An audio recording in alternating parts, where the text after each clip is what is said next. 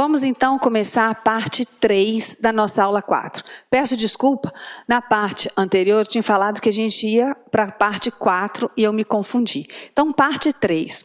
Vamos falar do segurado facultativo. Até o bloco anterior, a parte anterior, nós falávamos sobre o segurado obrigatório. Então, tivemos explicação do empregado, trabalhador avulso, do empregado doméstico, do contribuinte individual e do segurado especial. Agora, nós vamos tratar do segurado facultativo. Pois é, quem é o segurado facultativo? Olha o nome dele já diz. Ele tem a faculdade de se filiar à Previdência Social. Ele tem a faculdade de se filiar à Previdência Social, por quê?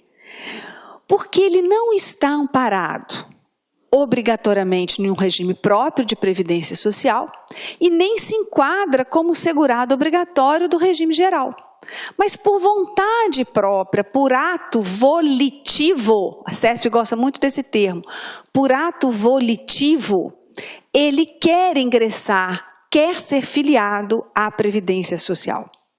Mas para que ele seja filiado, que lhe seja permitida a filiação ao regime geral de Previdência Social, é necessário que ele tenha 16 anos ou mais. Veja, a pessoa tem que ter mais de 16 anos. Então, a partir de 16 anos, ele poderá se inscrever como segurado facultativo. Você abre a lei e vê maior de 14 anos. Fala, olha, eu não vou seguir mais essa professora não, ela é maluca. Acabou de falar para mim que é a partir dos 16 anos e eu estou lendo na lei que é a partir dos 14. Poxa, né? Olha, é a partir dos 16 anos sim. Se você quiser conferir, vá lá no decreto 3.048 e veja, a partir dos 16 anos. Por quê? A lei, esse dispositivo da lei que fala partido maior de 14 anos, ele está tacitamente revogado. Por quê? A Constituição Federal, após a emenda 20 de 98, ela proíbe o exercício do trabalho para menores de 16 anos, salvo na condição de aprendiz a partir dos 14. Se a Previdência Social ela foi criada para amparar o trabalhador, e esse só pode exercer a partir dos 16 anos, salvo o menor aprendiz a partir dos 14, não há por que a Previdência permitir que outra pessoa que não tenha filiação obrigatória se inscreva a partir dos 14 anos. Então, o entendimento é que o segurado facultativo, ele poderá filiar-se ao regime geral de Previdência Social a partir dos 16 anos. Está no decreto, no regulamento da Previdência Social, no decreto 3.048 de 99 e na instrução normativa 77. Então, nas instruções, até mesmo as anteriores, já vinha maior de 16 anos. Mas só isso, a partir dos 16 anos, eu já posso ser segurado facultativo? Não. Essa pessoa não pode ser segurado obrigatório do regime geral ou de qualquer regime próprio de previdência social. Por quê? Porque se ele for obrigatório de um regime, ele já está amparado, né, pela Previdência Pública. E o próprio artigo 201, parágrafo 5º da Constituição Federal veda a filiação de segurado facultativo quando ele pertencer a regime próprio de Previdência Social. Quando ele for amparado por regime próprio de Previdência Social, ele não pode se filiar no regime geral como segurado facultativo. Então, ele não pode ser. Além disso, para que o seu vínculo se concretize, a sua filiação se concretize dentro do regime geral, é necessário que ele faça o quê? Que ele se inscreva e efetue o pagamento da primeira contribuição sem atraso. Eu só posso considerá-lo como segurado facultativo após a sua inscrição e o pagamento da primeira contribuição sem atraso. É ali. Por que a lei exige dessa maneira? Porque senão seria muito fácil para qualquer pessoa que não tivesse um amparo obrigatório, né, filiação obrigatória da Previdência Social, esperasse ter algum infortúnio e pagasse retroativo como segurado facultativo. Se o segurado facultativo ele se filia por ato de vontade, ele tem amparo porque ele quer participar, nada mais justo que a sua filiação seja contada a partir da primeira contribuição paga sem atraso, quando ele realmente quer participar do regime. E ali ele vai cumprir as regras que vão ser exigidas para cada benefício. Professora, é contada a partir da primeira sem atraso. Então, em relação à competência de janeiro de 2015, ele pagou no prazo certinho. Então, vou considerá-lo filiado a partir da competência de janeiro. Vamos supor que na competência de fevereiro ele atrase e vai pagar essa contribuição lá em abril. É possível? Sim. É possível. E não vai ter problema. O que ele não pode, você vai ver daqui a pouco, o que ele não pode é pagar as contribuições em atraso quando ele já tiver perdido o vínculo com a Previdência Social. Quando passar de 6 meses que ele não vem contribuindo, ele perde a condição de segurado, ele perde o vínculo com a Previdência Social. E ao perder o vínculo, ele fica impedido de pagar as parcelas em atraso. Então, essas parcelas que ele atrasou, depois da primeira paga, no prazo correto, ele pode recuperar? Sim, desde que ele não tenha perdido a condição de segurado, desde que não tenha ultrapassado os 6 meses, né, da primeira contribuição em atraso. Aí ele vai poder. Do contrário, não. Então, segurado facultativo tem que ter esses 3 requisitos. Mais de 16 anos, ou 16 anos ou mais, ou a partir dos 16 anos, não pode ser segurado obrigatório da Previdência Social e muito menos do regime próprio, né? E tem que fazer a sua própria inscrição. E fazer a sua inscrição com o pagamento da primeira contribuição no prazo legal, no prazo correto, sem atraso. Quem poderia ser segurado facultativo? O decreto 3.048, ele dá uma lista exemplificativa de segurado facultativo. Estão lá o estudante, a dona de casa, ou seja, aquela pessoa que se dedica exclusivamente ao trabalho doméstico na sua residência.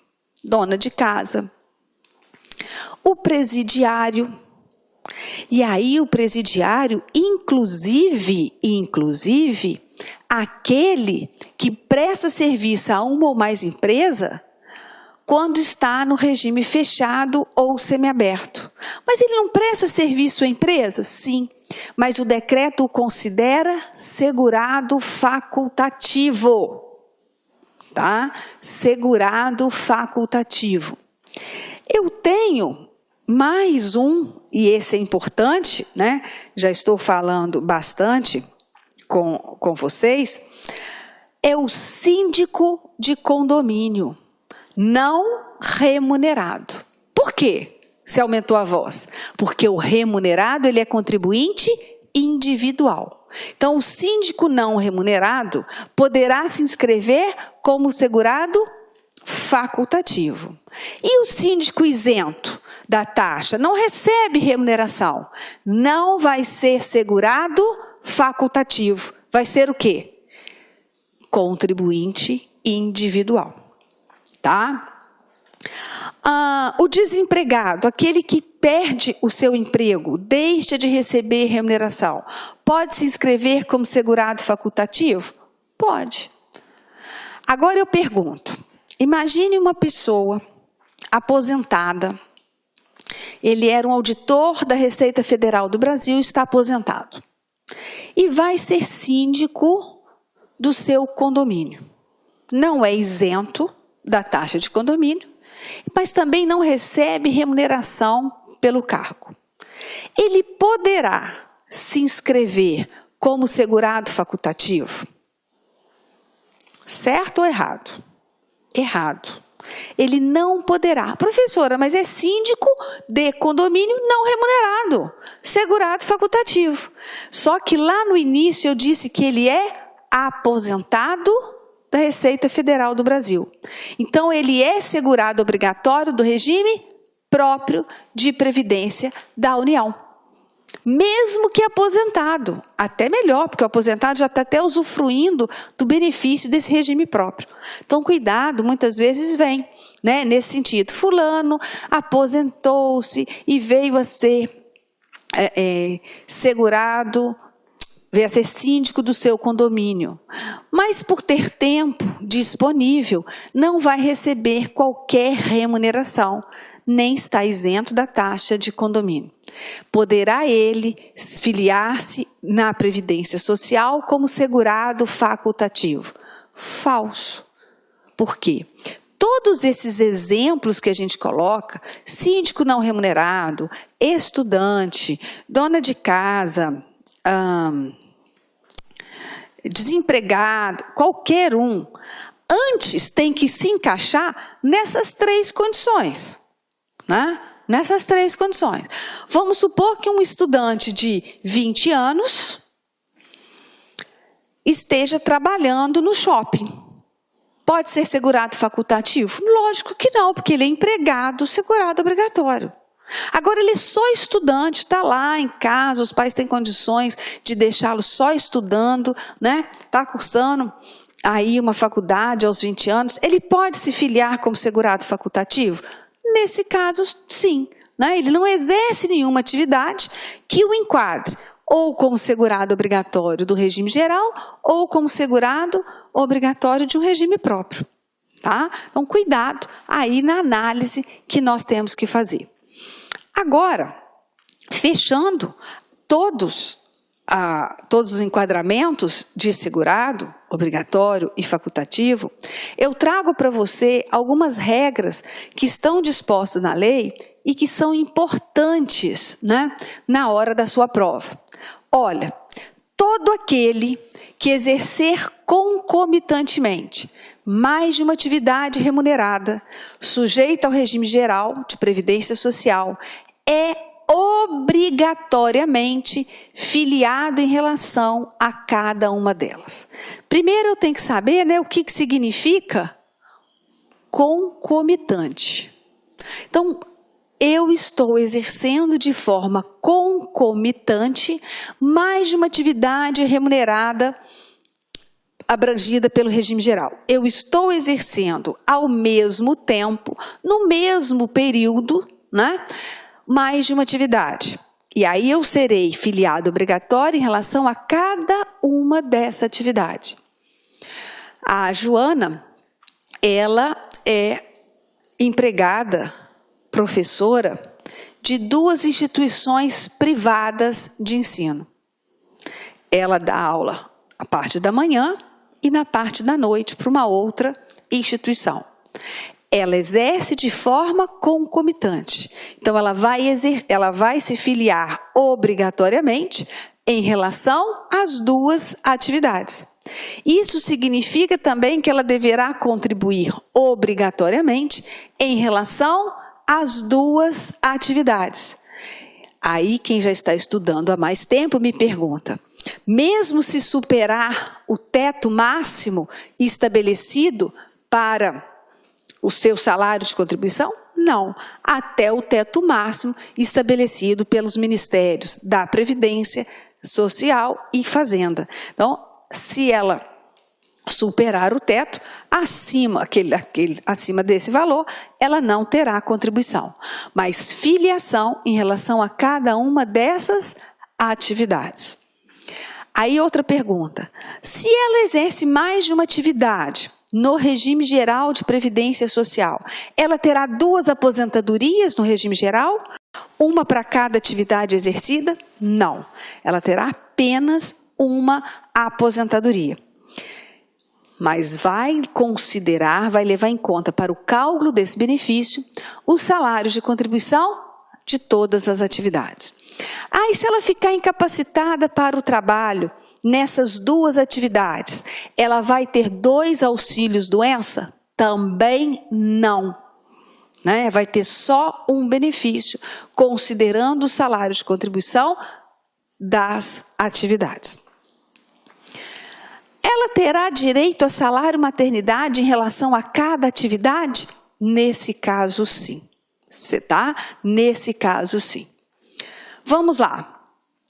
Caso o servidor civil ou militar venham a exercer concomitantemente uma ou mais atividades abrangidas pelo regime geral de previdência social, tornar-se-ão segurados obrigatórios em relação a essas atividades.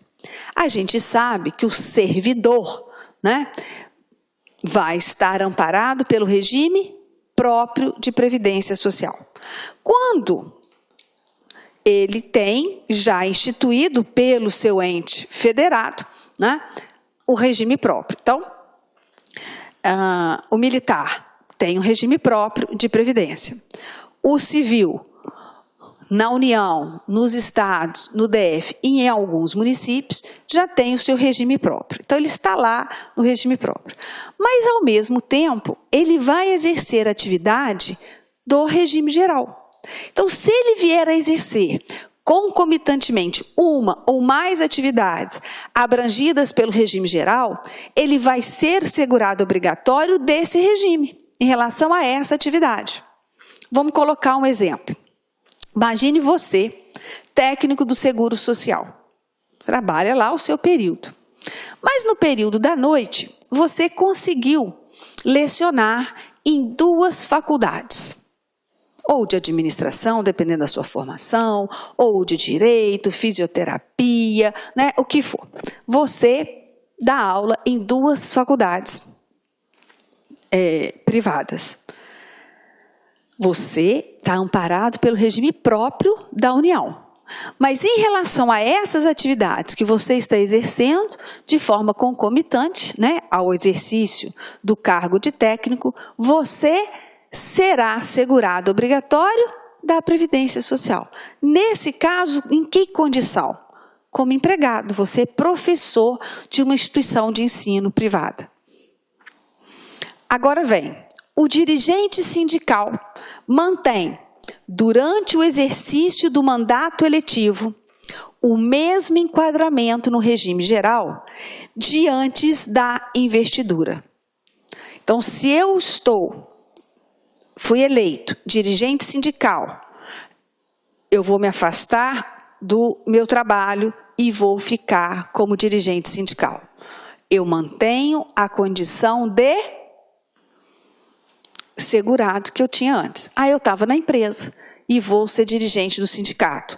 Nesse período de direção, eu vou ficar enquadrado como empregado. Tá? Ok? Então, vamos a uma questão para a gente saber como a CESP vem com essas matérias. Olha lá. Acerca das normas que regulam segurados e dependentes do regime geral de previdência social, assinale a opção correta. Letra A. O defensor público estadual que assumir cargo de ministro de Estado será considerado, durante o período em que exercer o cargo em comissão, segurado obrigatório do regime geral, ficando temporariamente excluído do regime próprio de origem. Então, essa questão, ela vai te dar um geral de tudo que você estudou, né? Defensor público estadual é servidor público, ocupante de cargo público efetivo. Olá, meus amigos, minhas amigas! Gostou da aula da professora Adriana Menezes? Quer continuar assistindo essa videoaula? Aliás, quer fazer o nosso curso completaço do INSS? Então convido vocês a acessar o nosso site, lacconcurso.com.br. Pode ter certeza, meus amigos, minhas amigas, que aqui no LAC é o melhor custo-benefício da internet. O melhor custo-benefício da internet. Curso completaço, apenas 10 mensalidades de R$20. É isso mesmo, professor? É isso mesmo, 10 mensalidades de R$20. Pode acreditar? Pode ter certeza que você está entrando numa escola super séria, super competitiva. Aliás, para este curso do INSS, nós temos uma condição super especial. É uma cláusula de garantia especial. Você pode se matricular, sem medo de ser feliz. Durante 3 dias, está estudando, não gostou, pode encaminhar um e-mail para a gente, pode encaminhar um e-mail diretamente para mim, lac.consultoria@gmail, coloca aí, Filipinho, para a galera, lac.consultoria@gmail.com, né, sem BR, pode encaminhar para a gente aí, que eu digo para vocês o seguinte: encaminhou, não gostou, em 3 dias, não gostou do curso, cara, papo sério, a gente devolve o seu dinheiro integralmente, pode ter certeza. Tá certo, meus amigos? Então, espero você, quero que você se matricule nesse curso nosso.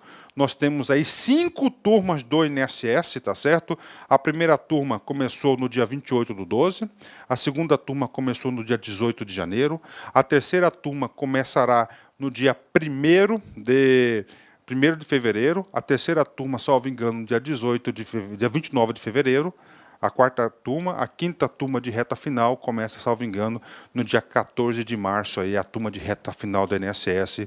Então vem estudar conosco neste curso do LAC Concurso, que nós preparamos com muito carinho para vocês, tá? Vai ser um prazer tê-los como aluno. Falou, meus amigos, um forte abraço, fique com Deus, até a próxima aula. Tchau, tchau.